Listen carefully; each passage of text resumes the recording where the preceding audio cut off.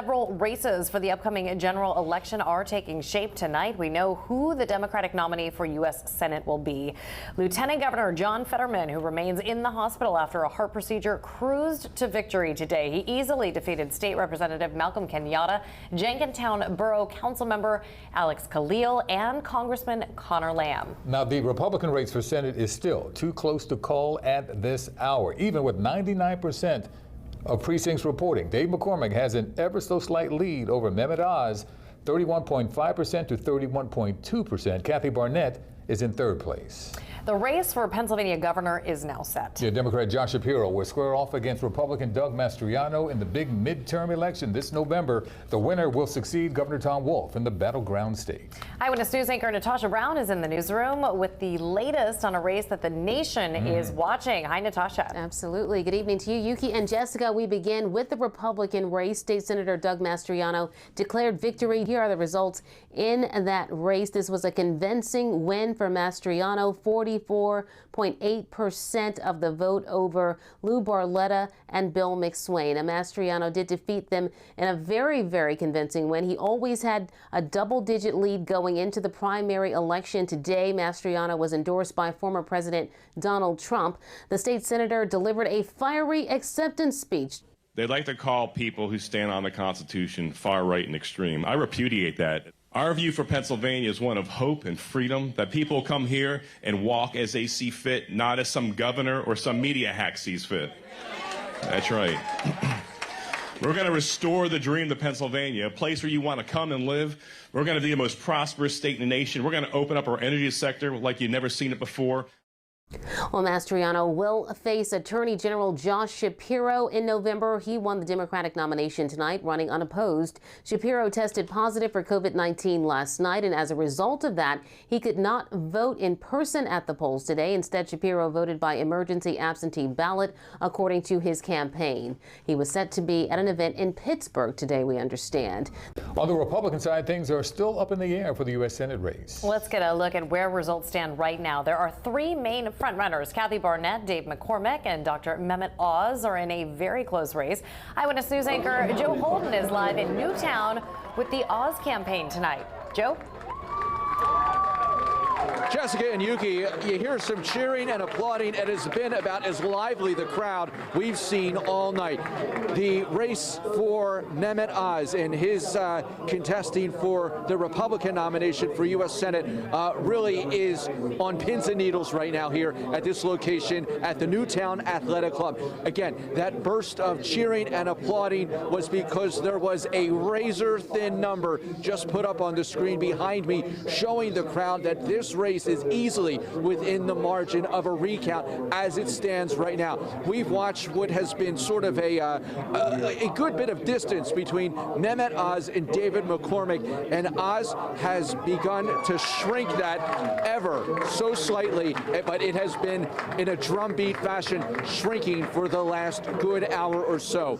Sources within the campaign tell me that Dr. Mehmet Oz is still off location, watching returns with family and friends, so there is no indication of any sort of words or remarks at this point right now from Dr. Oz, but the crowd suddenly lively here, possibly a tea leaf of they like some of those numbers they are seeing, and that could spell momentum from behind. Candidate Kathy Barnette surged in the polls last week into this week, putting her in a three-way race for the Republican nomination. Eyewitness News reporter Carrie Corrado is with the Barnette campaign right now in Elizabethtown. Carrie, good evening.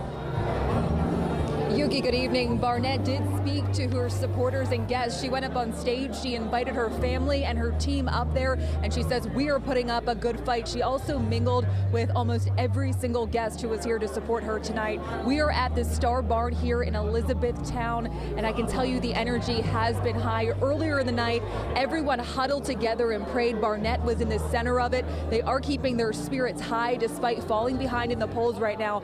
Along with the prayer, the energy has been electric. The whole night was a party with music and dancing. Barnette voted at the Huntington Valley Library in Montgomery County. She gained traction quickly, and she has been fighting hard to secure the GOP Senate nomination. Barnette again addressed the crowd. We have some of the best people in this party. I have walked into rooms and you have made me feel like family. I have friends that I know I will keep forever.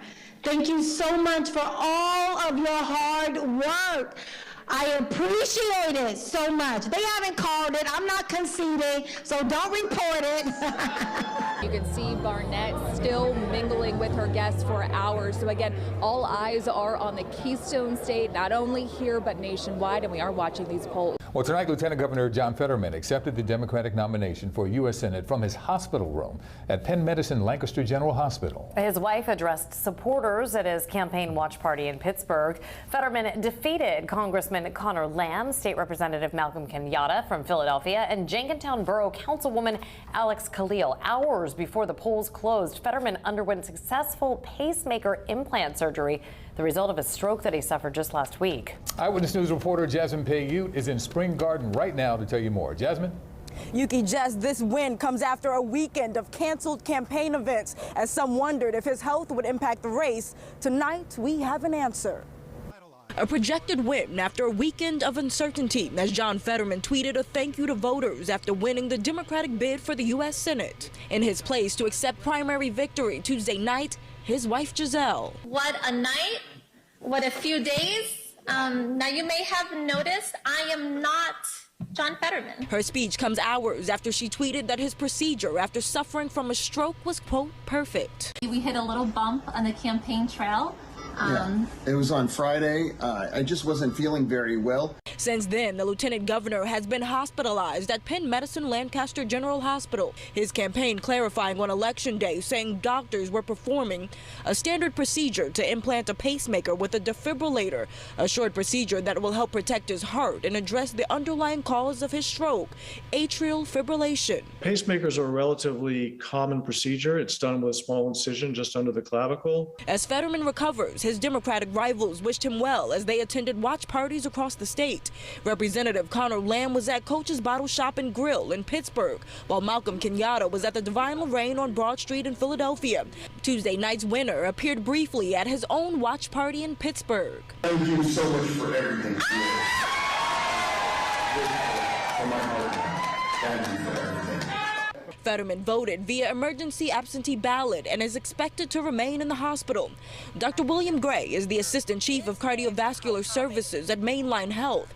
While he did not treat Fetterman, he gave us an idea of what happens next. Recovery is very rapid. Most people go home the next day after, resume most of their usual activities.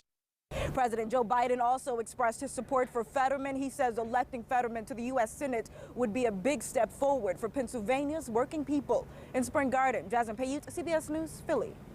We are tracking results for all of tonight's races very, very closely. You can check in anytime on our website, cbsphilly.com.